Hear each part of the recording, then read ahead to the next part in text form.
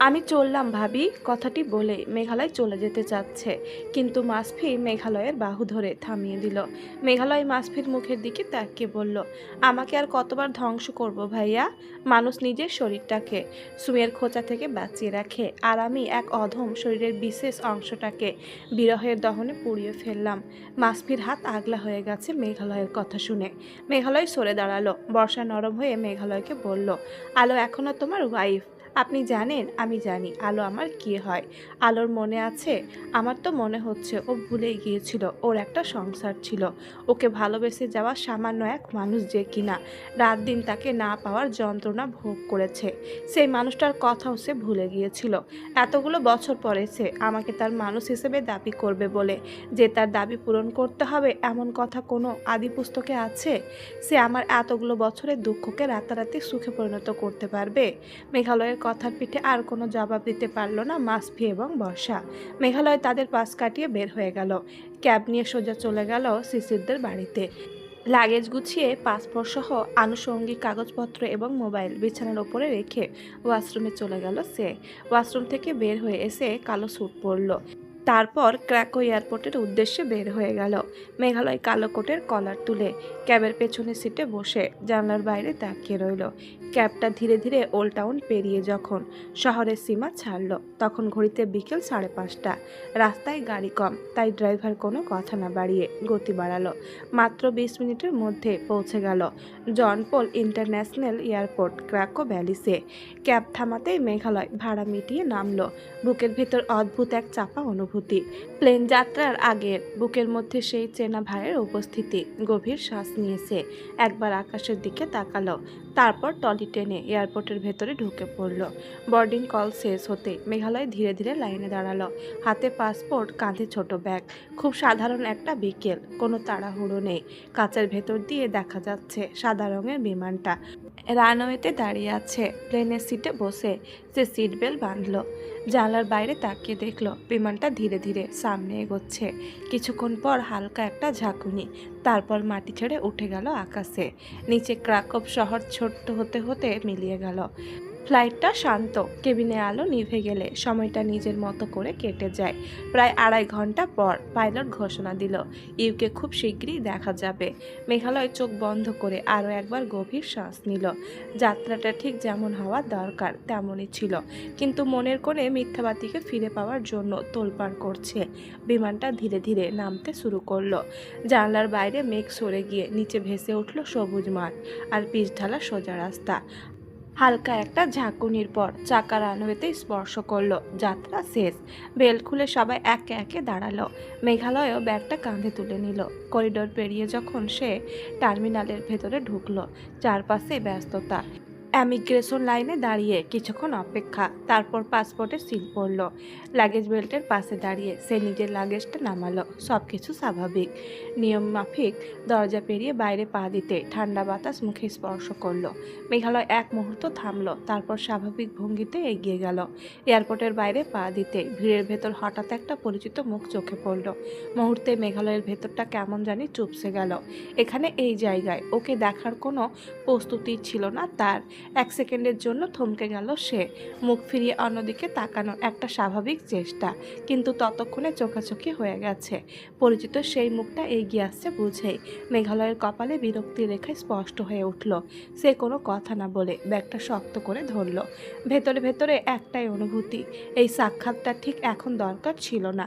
তারপরও সে দাঁড়িয়ে রইল, বিরক্তিটা আড়াল করে স্বাভাবিক থাকার চেষ্টা করতে লাগলো। হেই মেঘালয়, হাউ আর ইউ? কথাটা বলতে বলতে রিনি সামনে এগিয়ে এসে মেঘালয়কে জড়িয়ে ধরার চেষ্টা করলো, কিন্তু মেঘালয় সঙ্গে সঙ্গে এক হাত সামনে বাড়িয়ে তাকে থামিয়ে দিল। চোখে মুখে বিরক্তি লুকানোর কোনো চেষ্টাই করলো না সে। Stop Rini, I can tolerate this torture. Are you teenage? Are a child? You are a mature person. At least I expected that. Rini থমকে গেল। হাত দুটো শূন্যে ঝুলে রইল কয়েক সেকেন্ড। আশপাশের সবকিছু অস্বস্তিকর হয়ে উঠল তার কাছে। মেঘালয় আর কিছু বলল না, ব্যাগটা কাঁধে ঠিক করে নিয়ে অন্যদিকে তাকালো। তার চোখে মুখে স্পষ্ট এই সাক্ষাৎটা তার একেবারেই কাম্য ছিল না। রিনির মনটা মুহূর্তে ভীষণ খারাপ হয়ে গেল। চোখের কোণায় জল জমে উঠেছিল, কিন্তু এত মানুষের ভিড়ের মাঝখানে নিজেকে ভেঙে পড়তে দিল না সে। দ্রুত চোখের পাতা ফেলে জলটা আটকে নিল। ঠোঁটের কোণায় জোর করে একটা হাসি টেনে এনে শান্ত গলায় বলল, পাপ্পা তোমার জন্য অপেক্ষা করছে। একটু থেমে আবারও বলল, তুমি ফিরবে, অথচ আমাকে একটাবার জানানোর প্রয়োজন মনে করলে না। ভাগ্যিস শিশিরের কাছে কল করার বদলতে তোমায় ফিরে পাওয়ার আশার খবর জানতে পারলাম। কথাগুলো বলার সময় রিনির চোখে অভিযোগ ছিল, কিন্তু কণ্ঠে ছিল না, শুধুই ছিল চাপা অভিমান, যেটা সে যত্ন করে হাসির আড়ালে ঢেকে রাখার চেষ্টা করছে। মেঘালয় রিনির অভিমানের কারণটা ভালো করে জানে। তার হৃদয়ের এই বেগতিক অবস্থার খবরও অজানা নয়। তবুও তো সে জানে রিনি তার মানুষ নয়, কোনোদিনও ছিলও না। এক জীবনে সে শুধু আলোকেই চেয়েছে, আলোকে নিজের হৃদয়ের গভীরে জায়গা দিয়েছে। সেই হৃদয়ে অন্য কারো ঢোকার কোনো ফাঁক নেই। এই কারণেই মেঘালয় খুব সচেতনভাবে চেষ্টা করে যেন রিনি তার ওপর দুর্বল হয়ে না পড়ে। ইচ্ছাকৃতভাবেই মাঝে মধ্যে প্রয়োজনের চেয়ে বেশি কটু কথা বলে ফেলে, ভাবে এতেই হয়তো রিনি দূরে সরে যাবে। কিন্তু অদ্ভুত এই মেয়েটা, জানি কেমন ধাঁচের। এত কথা শোনার পরও, এত অবহেলার পরও কোনোদিন তাকে রাগ করতে দেখা যায় না। অভিযোগ নেই, প্রতিবাদ নেই, শুধু আছে সহ্য ক্ষমতা। যেন কষ্টটাকে নিজের ভেতরেই গুটিয়ে রাখার অদ্ভুত ক্ষমতা তার আছে। রিনি এমন কেন? সে কি ভালোবাসার সংজ্ঞাটা অন্যভাবে জানে? নাকি সে বিশ্বাস করে ভালোবাসা মানে চাওয়া নয়, ধরে রাখা নয়, শুধু পাশে থাকা।